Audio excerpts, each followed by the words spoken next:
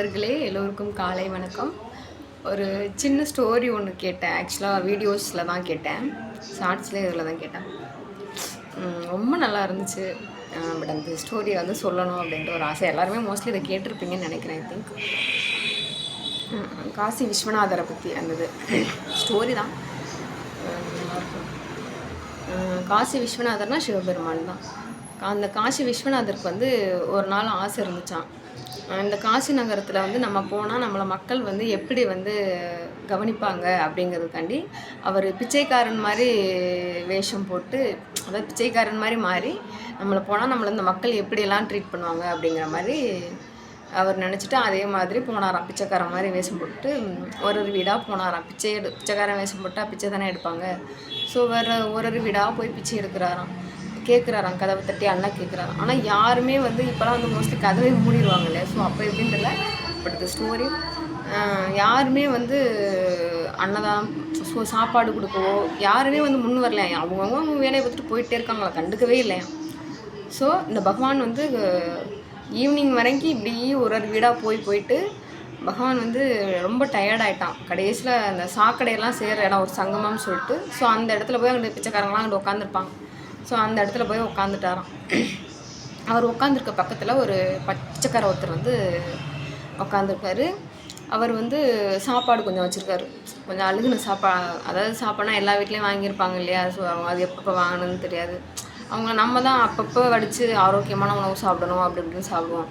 But அவங்க சாப்பிட்ற சாப்பாடெல்லாம் பார்த்தா எல்லா வீட்லேயும் கலெக்ட் பண்ணி அது எப்படி இருந்தாலும் சாப்பிடுவாங்க. பட் அவங்க உடம்பு அதை அக்செப்ட் பண்ணிக்குவோம். நம்ம தான் வந்து ஆரோக்கியம் அப்படின்னு சொல்லிட்டு நிறைய இதை ஃபாலோ பண்ணுவோம். பழைய சோறு சாப்பிட மாட்டோம். பட் அவங்க 3 நாள் கஞ்சியாக இருந்தாலும் கூட அதை சாப்பிடுவாங்க. பிச்சைக்காரங்க சொல்கிறேன், அந்த நிலையில் உள்ளவங்கள. பட் பகவான் வந்து அவங்க பக்கத்தில் வந்து உட்காந்துருக்காரு. உட்காந்தோடனே எப்படி அவரை பார்க்குறாரு. அந்த பிச்சைக்காரனை பார்த்துட்டே இருக்காரு. அந்த பிச்சைக்காரன் வந்து அந்த சாப்பாடை என்ன பண்ணுறாருன்னா, அந்த பிச்சைக்காரர் வந்து ஒரு 4 பகுதியாக பிரிக்கிறார். ஏன்னா அவரை சுற்றி வந்து ஒரு 4 நாய் நிற்குது. ஸோ அந்த 4 பகுதியாக வந்து பிரித்து நாய்களுக்கு வச்சுறாரு.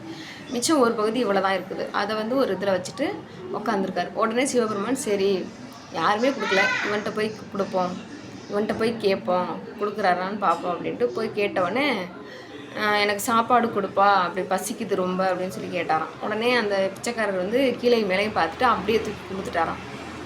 என்ன நீ கொஞ்சம் கூட யோசிக்காமல், இருக்கிறதே கொஞ்சம் தான், அப்படியே எனக்கு கொடுத்துட்டா, உனக்கு வேண்டாமா அப்படின்னோடனே, நானாவது இன்றைக்கி மட்டும்தான் சாப்பிடாம இருக்கிற மாதிரி இருக்கேன், உன்னைய பார்த்தா 3-4 நாளாக சாப்பிடாத ஆள் மாதிரி இருக்க, ஃபஸ்ட் நீ சாப்பிடுப்பா இந்தா அப்படின்னு சொல்லி கொடுத்தாராம். பகவான் நினச்சாராம், பெரிய பெரிய மாளிகையில் உள்ளவங்க கூட நம்மளுக்கு வந்து சாப்பாடு போட யோசித்தாங்க.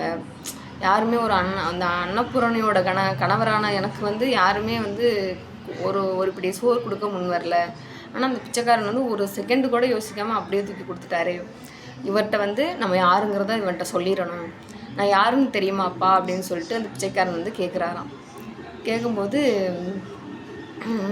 பிச்சைக்காரர் சொல்கிறாராம், முதல்ல சாப்பிடுப்பா, உனக்கும் போக்கடம் இல்லை எனக்கும் போக்கடம் இல்லை. யார் சிவபெருமனை பார்த்து, உனக்கும் போக்கடம் இல்லை எனக்கும் போக்கடம் இல்லை, எங்கே போகிற, முதல்ல சாப்பிடு, அதுக்கப்புறம் என்னன்றதை நம்ம பேசலாம், நீ யாருன்னு சொல்லு அப்படின்னு.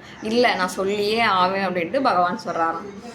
உடனே பிச்சைக்காரன், நீ யாருன்னு தானே சொல்லணும், சரி நான் சொல்கிறேன், நீ அந்த பரம்பொருள் அந்த காசி விஸ்வநாதர் அப்படின்னு சொல்லல. சிவபெருமானுக்கே அப்படி தூக்கி வாரி பிடிச்சான். என்னடா எப்படி பெரிய பெரிய மன்னர்கள் ஞானிகளாலே கண்டுபிடிக்க முடியாத நம்மளை எப்படி வந்து சாதாரண ஒரு பிச்சைக்காரன் இவன் எப்படி கண்டுபிடிச்சான் அப்படின்னு, எப்படிப்பா நீ என்னை கண்டுபிடிச்ச அப்படின்னு சொல்லி அவர்கிட்ட கேட்குறாராம். அப்போ அந்த பிச்சைக்காரன் சொன்னாராம், எனக்கிட்ட வந்து எந்த ஒரு மனுஷங்களுமே பக்கத்தில் நிற்க மாட்டாங்க, 100 அடி தள்ளி தான் நிற்பாங்க, என்ன ஒரு மனுஷனாக மதிக்க மாட்டாங்க. அப்படி இருக்கையில் எனக்கிட்ட வந்து இந்த அழுகிய சாப்பாடை கேட்டு வாங்கி சாப்பிட்ற ஒரே ஆள்னா அது அந்த பரம்பொருளான கருணையின் கடலான அந்த கடவுள் காசி விஸ்வநாதனை தவிர வேறு யாராக இருக்க முடியும் அப்படின்னு சொன்னாராம். அப்படியே அதை கேட்டு பகவானுக்கு அவ்வளோ ஒரு மகிழ்ச்சியாம், சந்தோஷம் அப்படின்ட்டு. ஸோ இதில் என்ன சொல்கிறாருன்னா, அந்த கதை ரொம்ப நல்லா இருந்துச்சு, அவ்வளோ ஒரு சந்தோஷப்பட்டாராம். அவ்வளோதான். அதுக்கப்புறம் அவருக்கு முக்தி இது கொடுத்தாரா என்னன்னு தெரில. அந்த ஸ்டோரி லெவல் வரைக்கும் சொன்னாங்க, நல்லா இருந்துச்சு.